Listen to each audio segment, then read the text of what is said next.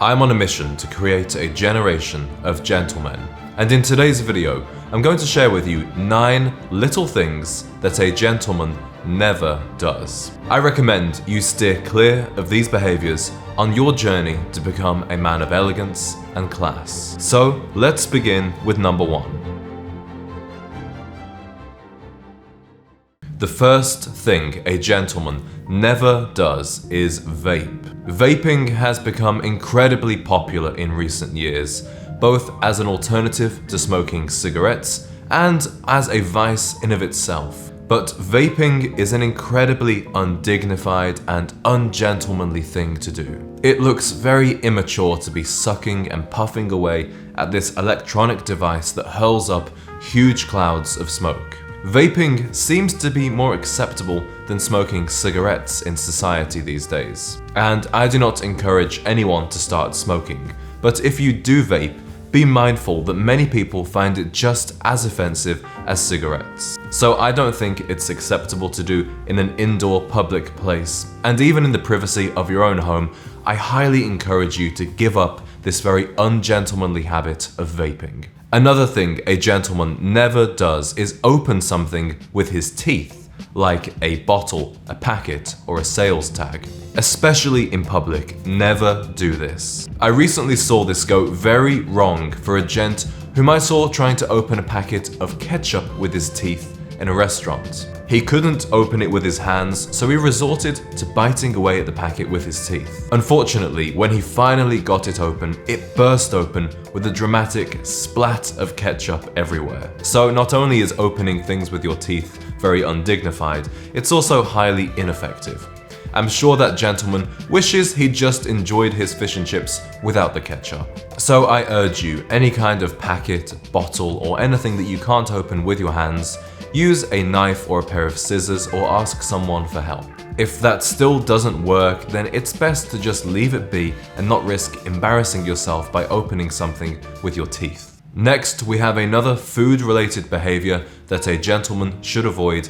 That's eating on public transport. Now, there are exceptions to this rule, which I'll get onto in a moment, but generally, eating on public transport is poor etiquette for a few reasons. First is the smell.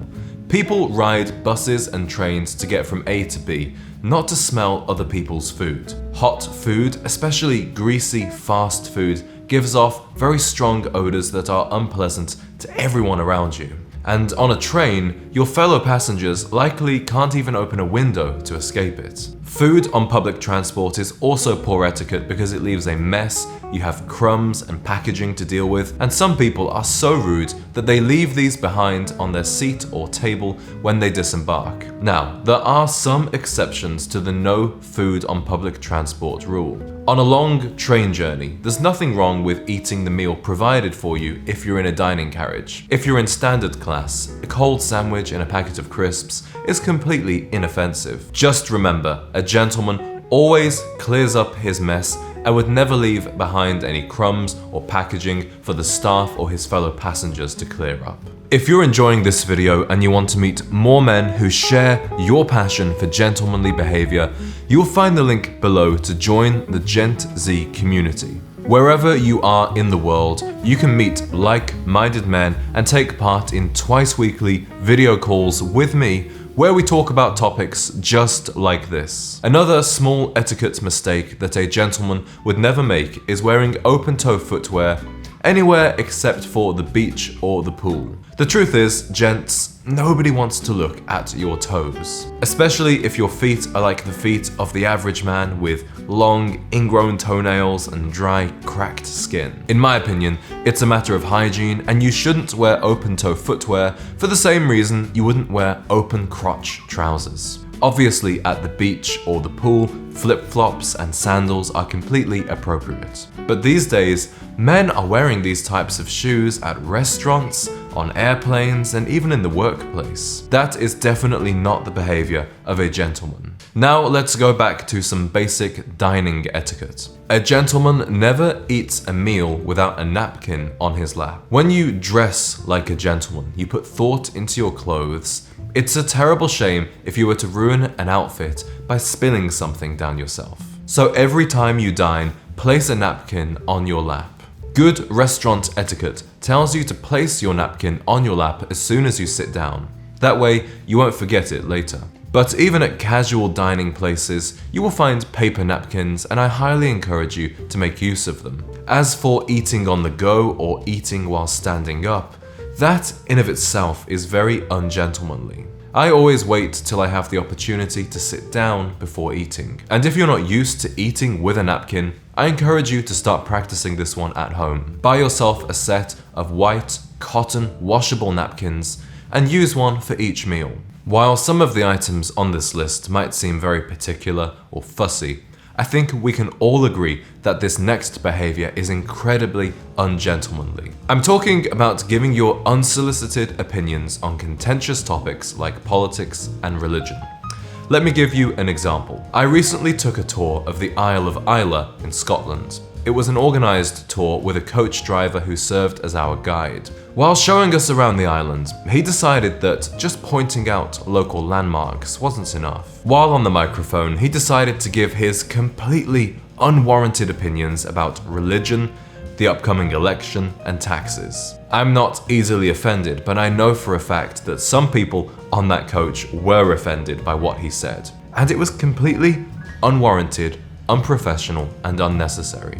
So don't be that guy. It's perfectly fine to discuss politics and religion in the right context. And in fact, in the next couple of weeks, I will be publishing a video all about how to argue and debate like a gentleman. But there is a time and a place for that. I recommend that a gentleman is not the one to introduce contentious topics like politics and religion, because it's very likely that the people you're with do not want to hear your opinions, especially in a workplace. I'm about to remind you of your nagging mother or wife, but she is dead right when she tells you not to leave the toilet seat up. For us gents, it's perfectly wise to raise both lids of the toilet seat when we urinate. However, women can find it offensive when they go to use the restroom and both lids of the seat are still raised. Because if they sat down without checking, then they would half fall in down the toilet. Always lower both lids after you are done and wipe around if you've missed your target. Plus, putting down both lids of the seat so the water bowl is covered just creates a nicer environment in the bathroom. Yes, it's a very minor thing and certainly not worth having domestic arguments over. So as a small show of courtesy,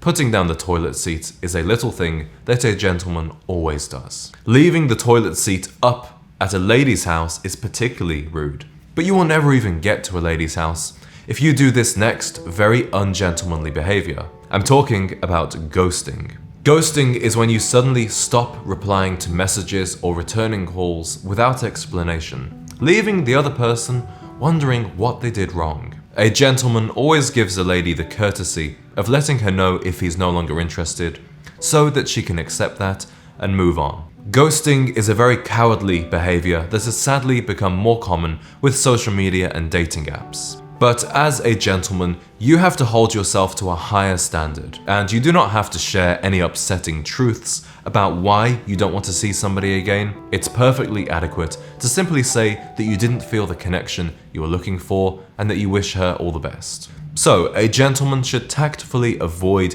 giving specific reasons why he doesn't want to see somebody again, but he is much more forthcoming when it comes to his praise and compliments. A gentleman never misses the opportunity to brighten someone's day with a sincere and well-meaning compliment. Often in life, we think of something nice we'd like to say, but we hold it back because we're just too shy. In these moments, remember how happy it would make you if someone were to pay you a similar compliment. A gentleman understands the power of his positive words and loves spreading happiness wherever he goes. And he compliments everyone he wants to, from the cleaner to the taxi driver to the CEO. Just make sure your compliment is sincere and specific, so nobody could accuse you of brown-nosing or being fake. So, those were 9 little things a gentleman never does. I know this list was quite random and sporadic, but it's been compiled of some observations I've just made over the last few weeks. Now you know the little things not to do. It's time to learn about the little things a gentleman